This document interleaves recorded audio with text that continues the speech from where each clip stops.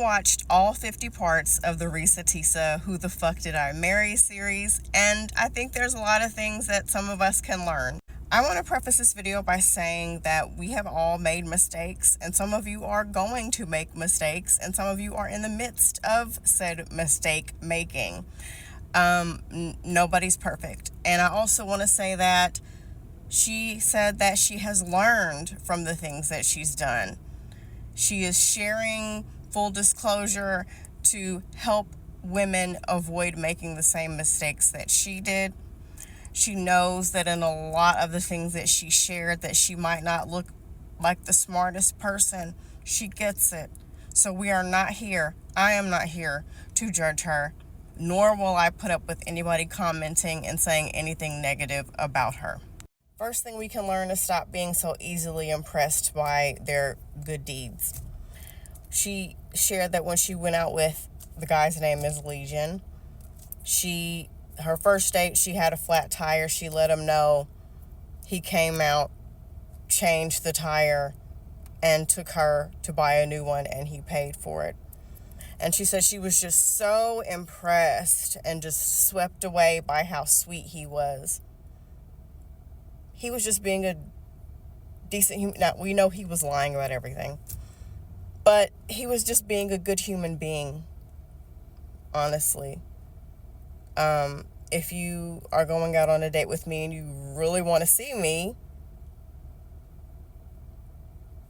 it would just be a nice gesture to help me change my tire, to make sure that I'm okay. That's not going to impress me. I do nice things for strangers all the time. I'll be at the grocery store and pay for their groceries. Does that mean that we need to run away and get married? No. Do they know anything about me on a personal level? No. So stop being swept away because somebody is being nice to you. And I get it. A lot of us have been through so much, and we've never had somebody drop everything and prioritize us. I get it. But we need to understand what being a decent human being looks like, okay? And if you don't know what that looks like, I'm sitting here and I'm telling you. People just being nice, just out of the kindness of their heart. I've had a flat tire and a stranger stopped what they were doing to help me.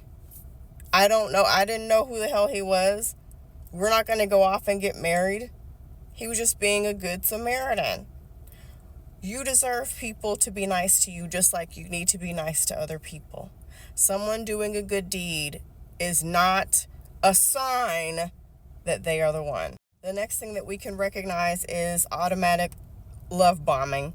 After their first date, she sat in his car and he played a song by John Legend, basically saying, "I think I met my wife tonight." I'm sorry. We literally just met. And a lot of us women, myself included, have made the mistake of just meeting someone. And because the conversation was really good, we think, oh, this is the one. And we're automatically planning our wedding and we're doing a Pinterest board. Calm the fuck down. I will be waiting in line at the grocery store and start a conversation with somebody. Just because we're decent human beings, much like the first point. And a lot of times during these dates, these men are not funny. These men are not good conversationalists. It's us being funny. It's us asking the questions. It's us carrying the conversation. And we're projecting our image onto this person. We're filling in the blanks of their void personality with who we want them to be. And even if the conversation is amazing and you have this chemistry, again, you can have chemistry with anybody. I've met some strangers and we have a great conversation and it feels like we should walk away being best friends. But I don't know enough about them to trust them with my life, to trust them in my home. So great conversation and a great first date means nothing. And people can fake it for a long time. They can fake having charisma. That's one of the things that a lot of toxic people and narcissists can do. They can embody the attitude of a person who just this wonderful, bubbly personality. So just because somebody has a wonderful personality and you guys seem to hit it off, you still need to slow the fuck down. The next thing that we can learn is she said that they spent a lot of time together. And I think that is extremely dangerous for us as women, because a lot of us, we tend to get emotionally attached because we're spending a lot of time together, and then you're putting yourself in a vulnerable situation because now you're seeing them often, so you're comfortable around them, and now you're being vulnerable and you're divulging personal information and secrets about your childhood, and now you think that just because you guys see each other every day that is a good sign. I think it's not a good sign. I think that you need to carry on with your life as per usual. If Sunday is your maintenance day where you get your nails done and you wash your hair and you have brunch with your friends, Sunday still needs to be that day. If you normally go to bed at 10 p.m. every night, you still need to be going to bed at 10 p.m. every night. If you watch 5 hours of the Golden Girls on Saturday night while eating popcorn and doing a face mask, you still need to be doing that. There's no reason, especially that early, that you need to be factoring this person into your life and completely turning your life around to be around them so much. I know with me personally, after 9 p.m., I'm not being on the phone with nobody. Leave me alone. If you liked me before 9 p.m., I trust that if it's meant to be, you're going to like me the next day when I'm able to speak with you again. I'm beyond the age of we're on the phone all night. I got to go to bed. I'm sorry, I got things to do. You don't have things to do? Okay, well, I'm concerned because I don't want to be the only thing that you have going on in your life. Just be mindful of completely putting this person in your life because you set yourself up for a false sense of intimacy. The next thing is, much like my last point, take your time vetting people. In her video, she said it had only been 2 weeks before they decided to move in together. I'm sorry, what? Some of you guys are so concerned about identity theft and you got your security cameras, but you'll let somebody you just met 2 weeks ago sleep next to you in your home? Absolutely not. A lot of you take more time deciding on which phone to buy than you do who you decide to sleep next to, who you are entrusting your life to. You don't know if you might not wake up the next morning because this person is crazy. Stop moving so fucking fast, especially if you have children. No, I don't trust nobody. I just don't. It's such a dangerous game we play. Slow down. Nobody should be moving in with anybody after a month. Not even after 2 months or 3 months. Hell, a damn year. Bare minimum. I know somebody's going to say more, calm down. You get my point.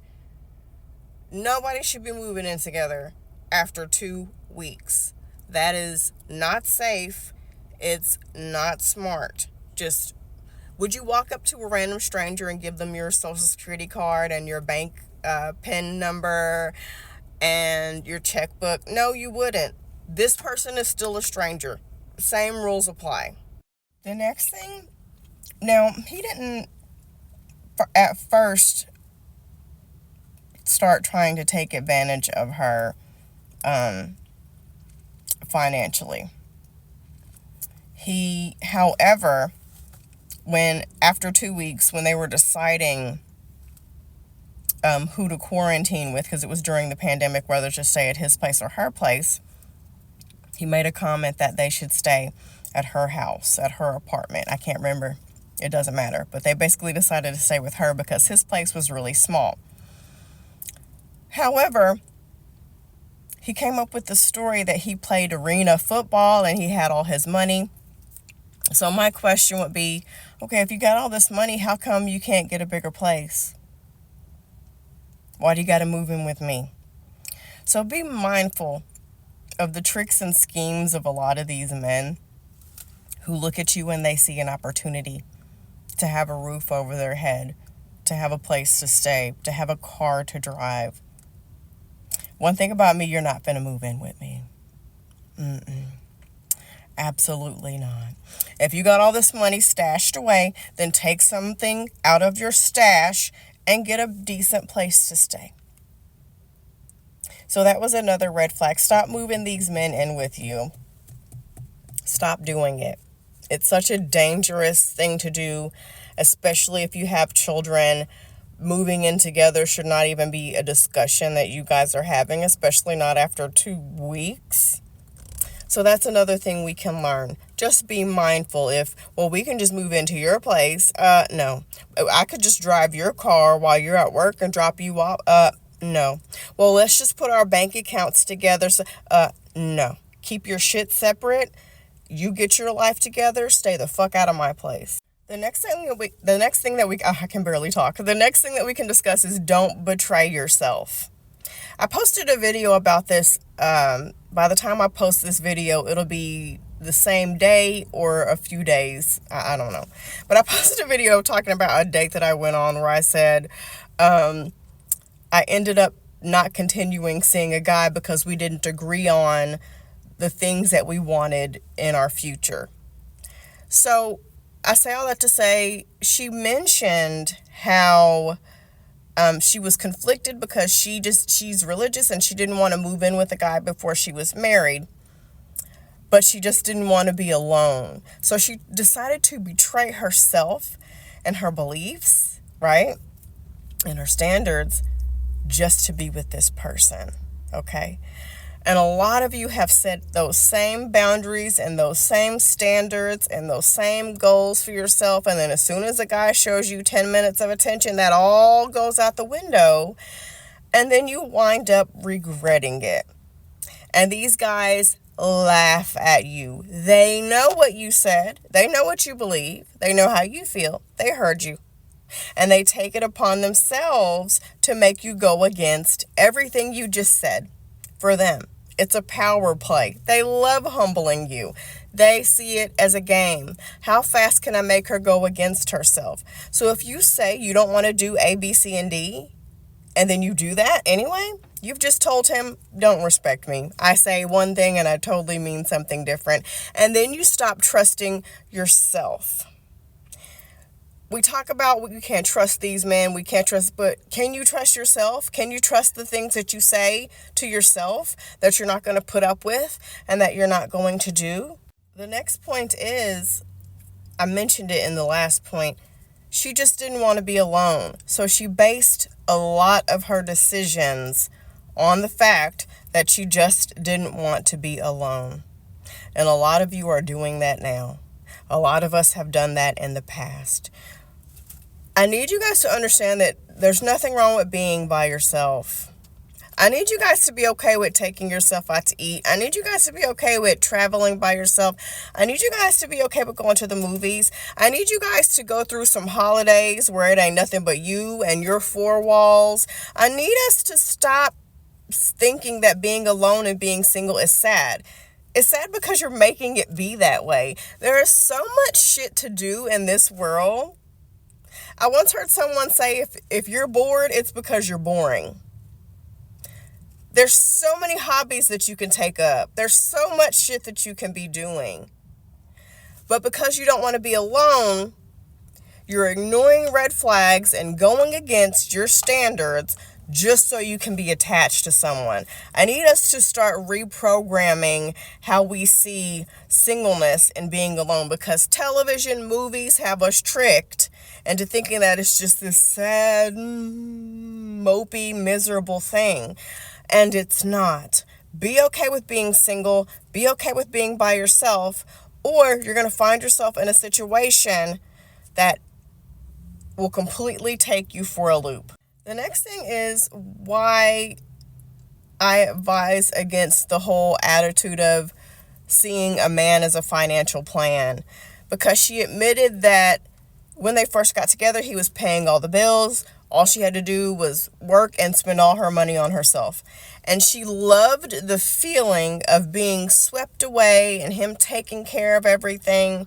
We have this Disney fairy tale Cinderella mindset that somebody can swoop in and save the day. Honey, you don't need to be saved. Be your own fucking superhero. Don't be so impressed by the things that some of these guys do that you completely lose all of your sense. Because there are guys who will do nice things for you because they're trying to manipulate you. I knocked my phone, but there are guys who are just doing it to manipulate you. Calm down. Sure, appreciate if they're doing nice things for you, but don't let it cloud your judgment. Don't make it seem like this is your last chance or nobody else is ever going to be nice to me. There might not be another guy ever again. And you have to be okay with that. That's why I say you have to be okay being single, or else you're going to end up in a bad situation. The next thing we can learn is nothing is real until it's real. You keep telling me I'm going to do this, I'm going to do that, like he told her, I'm going to buy you a house, I'm gonna, and nothing ever materialized. He never could present proof of funds to the realtors. Nothing ever came to be. And she would get so excited on his empty promises. You can tell me anything you want to tell me, and I don't believe shit until I see it. You can have faith in whatever God you believe in, but human beings who possess the ability to lie, absolutely not. I will believe it when I see it. I'm going to do this, I'm going to do that. We should start. Okay. I will believe it when I see it. Stop getting caught up in the words of what people are telling you. Don't get tricked. I mean, sure, you can be like, okay, that's cool, but just calm down until you see what they have been saying come to life. The next thing is get your name on all important documents. I think there was a part in the series where she admitted that his name was on everything and her name was on nothing. That's dangerous.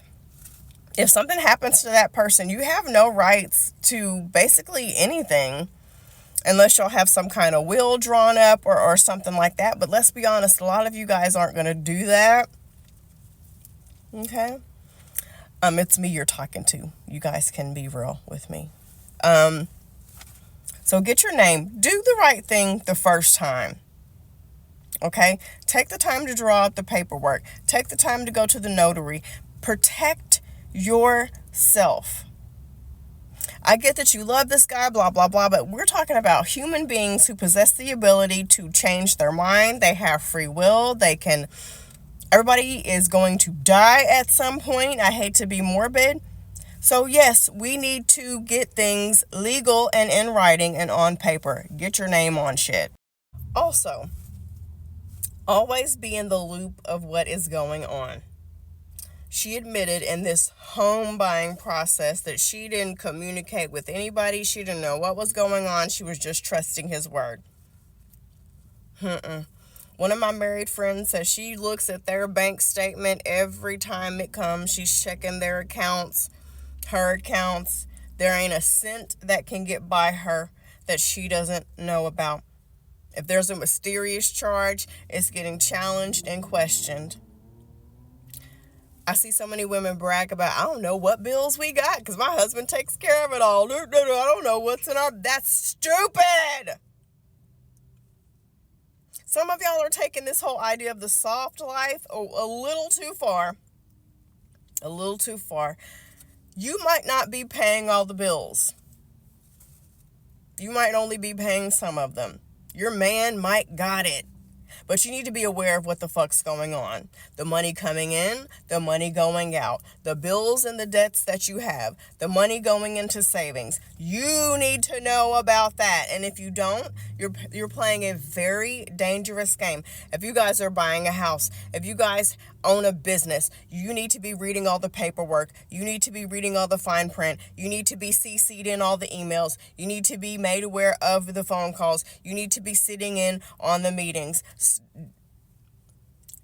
You can live soft life all day, but don't be fucking stupid. It's the quickest way that you can be taken advantage of, and you'll be sitting there ignorant, not knowing anything that's going on.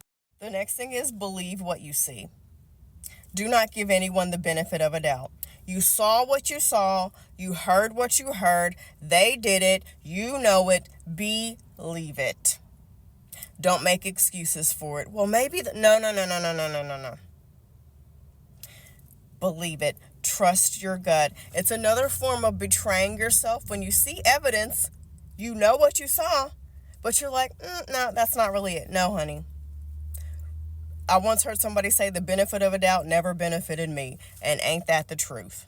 I want you to tell the truth, even if it makes you look bad. She admitted that she did not share the truth of what was going on with family and friends because she wanted to keep up the appearance that everything was great and she didn't want to look stupid. How many of you have ever heard the saying that the truth will set you free?